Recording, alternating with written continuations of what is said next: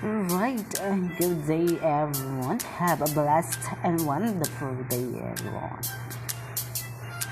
So again, I'm your physical education and health teacher for today. My name is Roberto Dumapi Almerol. So this is me. So I included here the two numbers of mine so that if you have questions or clarifications toward our topic to be discussed later and don't be ashamed to contact in these two numbers. So our objectives first is to discuss the significance of assessing health-related fitness component. Second is to identify barriers to physical activities. So this topic is intended for week 6. So for your pretest, just take a captured in it. Directions: read carefully each statement and write the letter at the best and correct answer on your answer sheet. Alright, just take a pictures in it. Okay, health-related components of fitness. When we say physical fitness, it's defined as a state of a good health as a resulting of exercise and proper nutrition. Staying healthy is everyone's priority.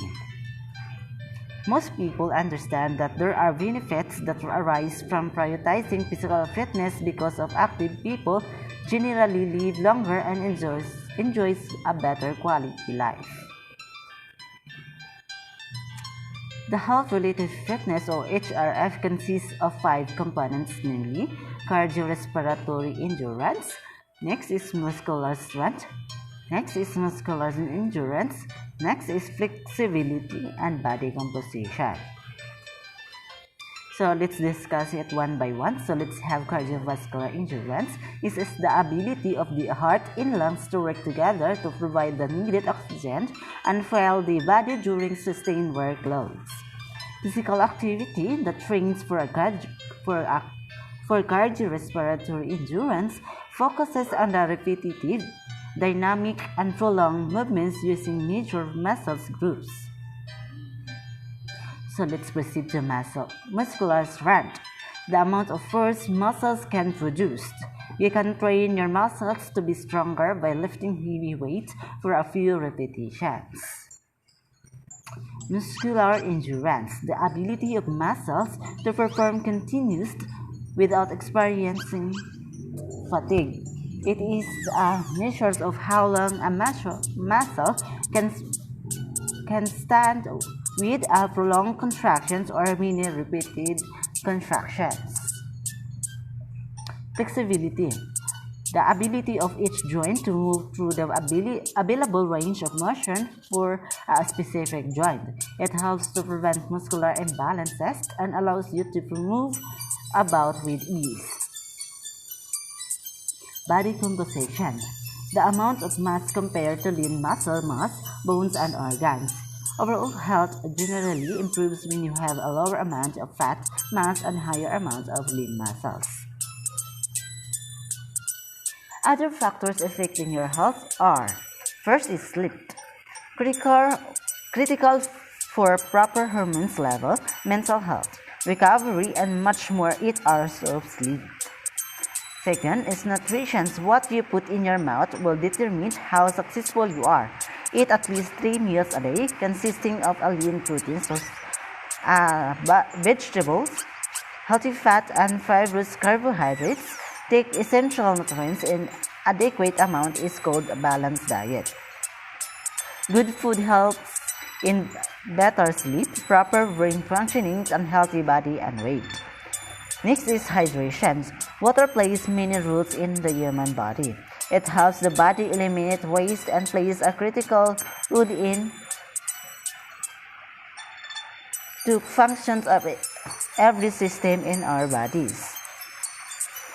Significance of assessing health-related fitness. The significance of this fitness activity is to help the students identify their current fitness level, which serves as a baseline in doing the task.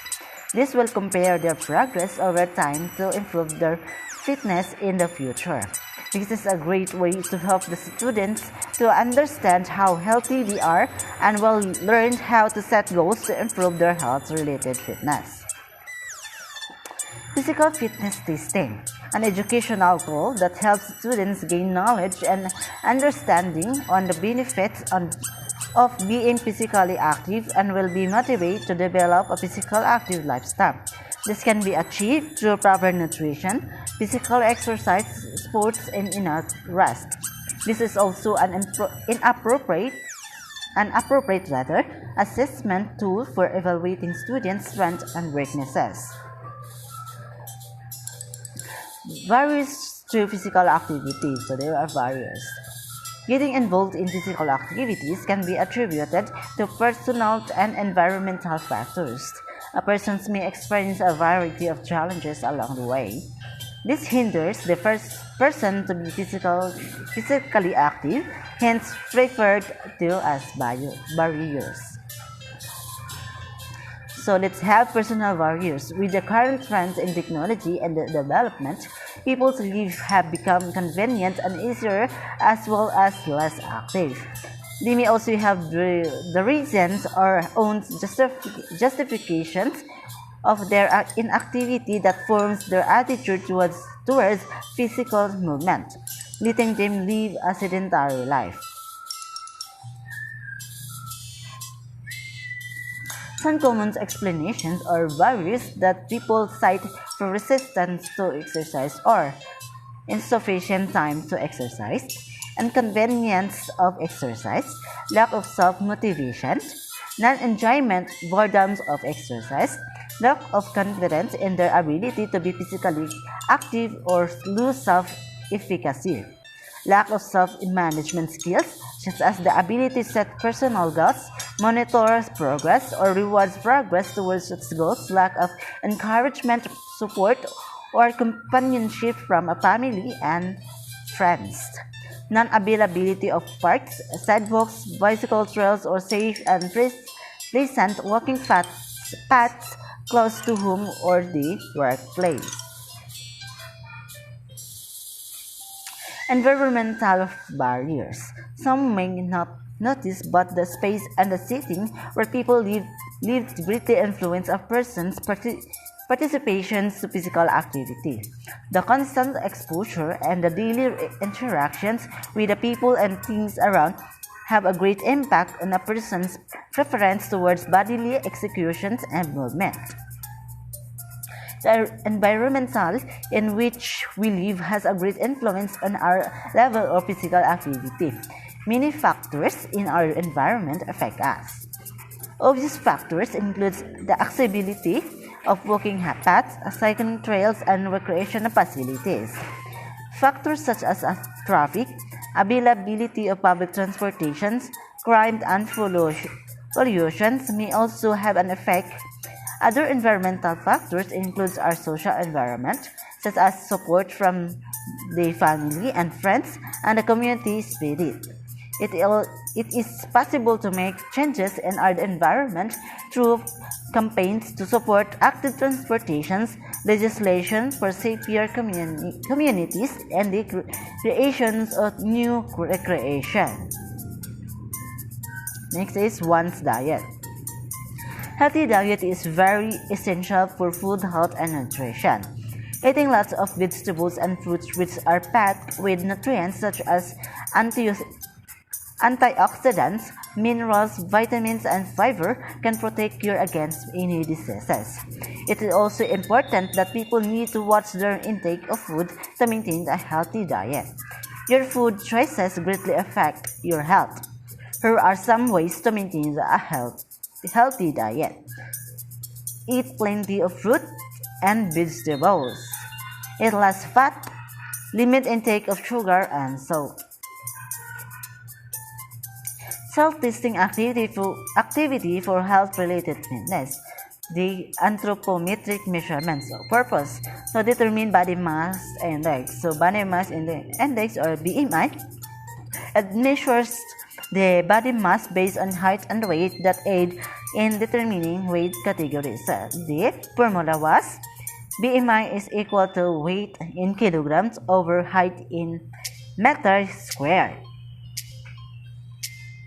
So to identify if you are severely wasted or normal, overweight, obese, refer to the table below. Body mass index range below 18.5 in the category or its implication is severely wasted.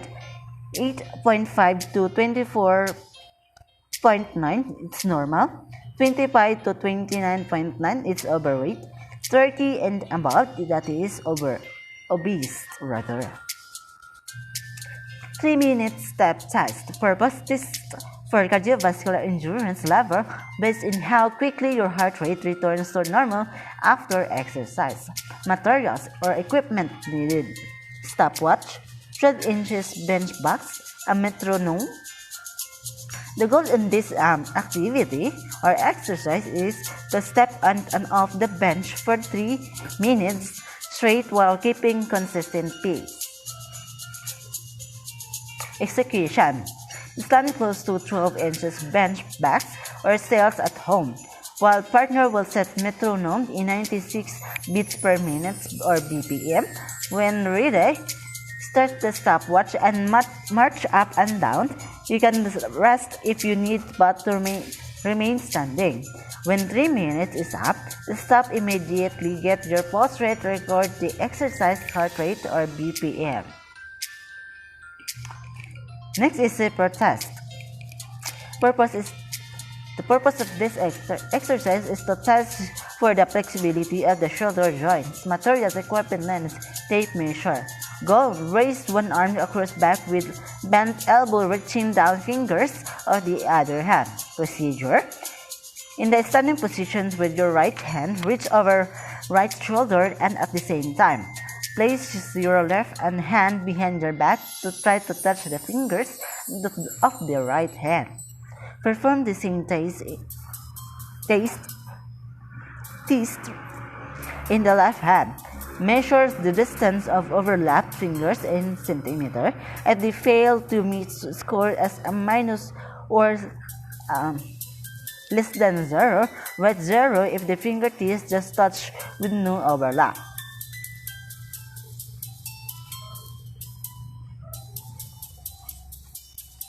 Core ups. Purpose: to test the strength and endurance of the abdominal muscles. Materials of this exercise is mat or flat platform. The goal of this is to perform core ups with proper pleasing execution. Lie flat on the floor behind bend your legs more than 90 degrees with feet remain flat on the floor. Lay down with arms extended at the side, palm facing down with fingers extended, touching the tape mark. From that position, curl your trunk up with the heels in contact with the floor until your finger reach to marker. Upon reaching, lower back to the starting position. Repeat 1 curl up every 3 seconds. Continue the curl ups and stop when you are unable to keep.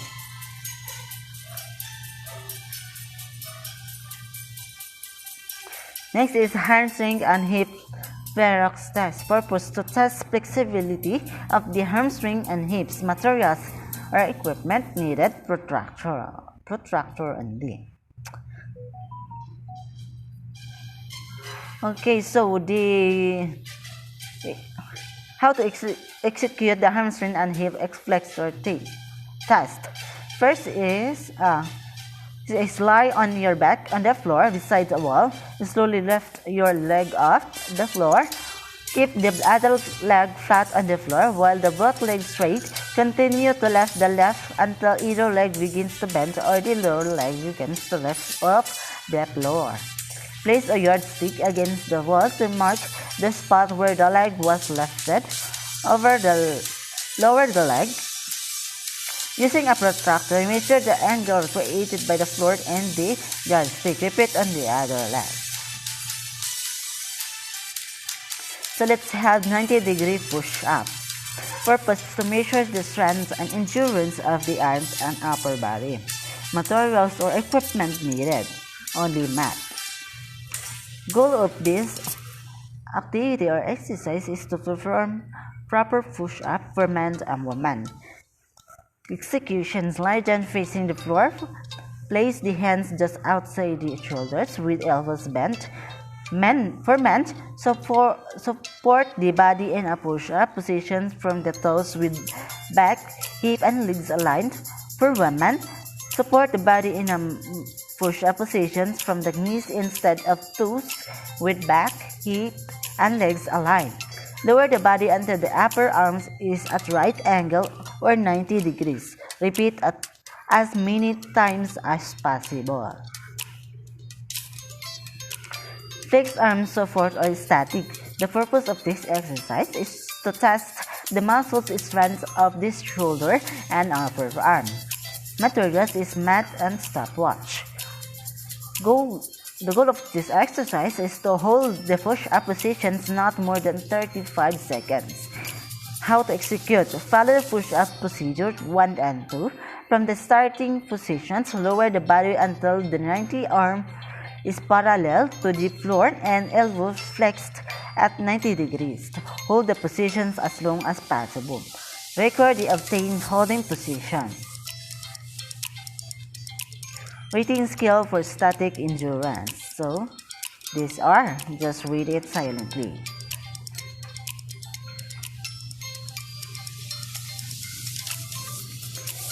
So, if you have questions, again, don't be ashamed to ask questions or comment down below in the comment box, or else you can call and text on the numbers that I was given.